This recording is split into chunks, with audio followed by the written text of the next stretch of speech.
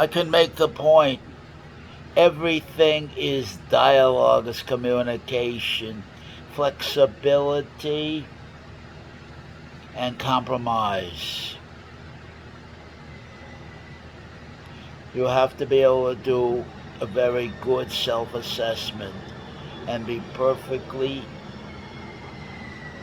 honest in the deepest sense of that word with what you see there.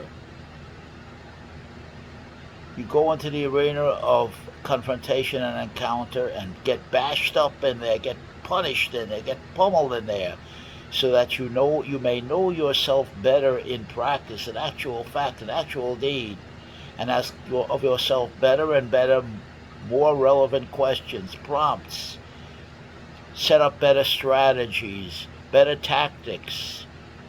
Remember, I'm not talking about an entitlement here. I'm not talking about fairness. I'm not talking about a level competitive field. It will never be that way. The only fairness, the only level competitive field is you and me, representing ourselves in the most powerful, forthright way as possible, and taking full and complete responsibility for it and owning it. The good and the bad, whatever. To me, they're both the same. Never talk good and bad to me. They're both the same. It's just on a continuum. That's all.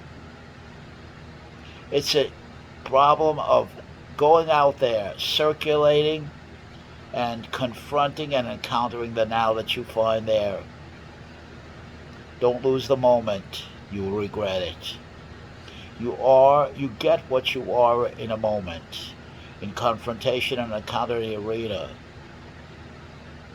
That's with something at stake and a lot of hard pushback on you and a lot of resistance against you to getting what you want. The resistance, of course, is predicated on your height, your phenotype, your behavior out there, your appearance, your persona, your presence. A lot of it's dependent on that and how well you represent yourself. And only you can do that. Nobody else can do it for you. Nobody else cares. Each has their own. None has the time. None will make the time. You have to negotiate, bargain, wheel and deal, and hustle out there. There's no way to get around it. Equity can be written down on paper, and it should be. It should be. Principles of equity and protocol. But practically speaking, you understand it doesn't work. It should be, tell me how you want to be addressed so that I may respect you with courtesy and in a proper fashion. I take every communication seriously. I don't like to enable a clown, a fool, an idiot who wants to mock, ridicule, use sarcasm, and talk to me with disrespect. Or talk about somebody else with disrespect and mockery. Doesn't even know what the hell he's talking about. Such an individual is a waste of time. He's not worth the time, not worth a moment. The time's too precious. We look for real communication that is very careful, and listen to this, it's very important, not to create any possibility for a miscommunication. Those miscommunications always come back to haunt. And a miscommunication that allows somebody to run a campaign and accuse, and they don't even know what they're talking about. They've already got their victim picked out. They've run their accusation in their mind. They've set themselves up a patsy and put them in effigy and then proceeded to destroy them. But when they're challenged, when I challenge such a man and push on him hard and ask him a lot of questions, he disintegrates right before my eyes. I'll show him and prove to him, this emperor has no clothes. This emperor is nothing but a trivial, gossip, talking troublemaker. I don't have time for that garbage. It's too important. Communication is a two-way street. Most people want to communicate on the fly in symbolic forms in a sentence or two, and they think they understand. That's what's dangerous. I am an amateur philosopher. I am an amateur psychologist, but a good one. Believe me, I'm a good one at what I'm good at what I do. And I know change is extremely difficult. And I know for certain over and over again, whether it's 20, 40, 80 even, the leopard never changes its spot. Sooner or later, you are what you are. You are what you've always been. You can cover it over, you can perfume it. That's why you don't want to communicate.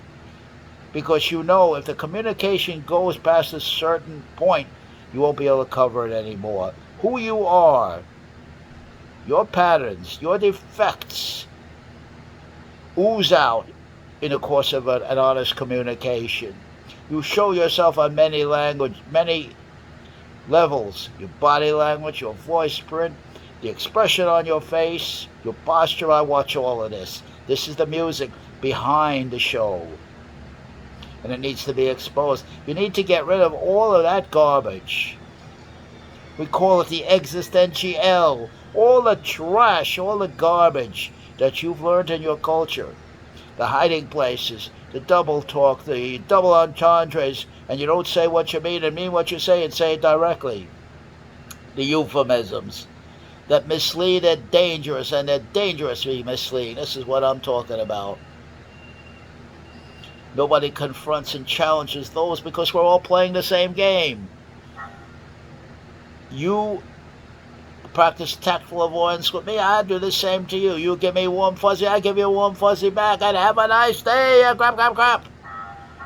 And we cause so much trouble and misunderstanding. Keep that bullshit going. And keep the phony escapes going. The bullshit culture going. It takes someone who will talk straight and directly in a simple language that anybody can understand. To expose all this cultural garbage, manure, and shovel the shit away to get down to what really matters, the existential. I'm talking Heidegger, of course. We all give off in height a throne there beingness with no reason, with no template. There we are. Mother, what have you to do with me? Father, who are you? What I mean by that is you have to, sooner or later, sometimes it takes a man a lifetime to see this, become captain of your own ship, master of your own fate, and rebirth yourself and write your own epitaph. Die your own death your way. Takes a lifetime to learn that truth. Some may never learn it because they keep alibying, justifying, lying to themselves, and bullshitting their way through. Reason? They know how to con their way and get away with it. Nobody stands up to them. Nobody pushes back on them. Nobody exposes them. Well, I will, and I do.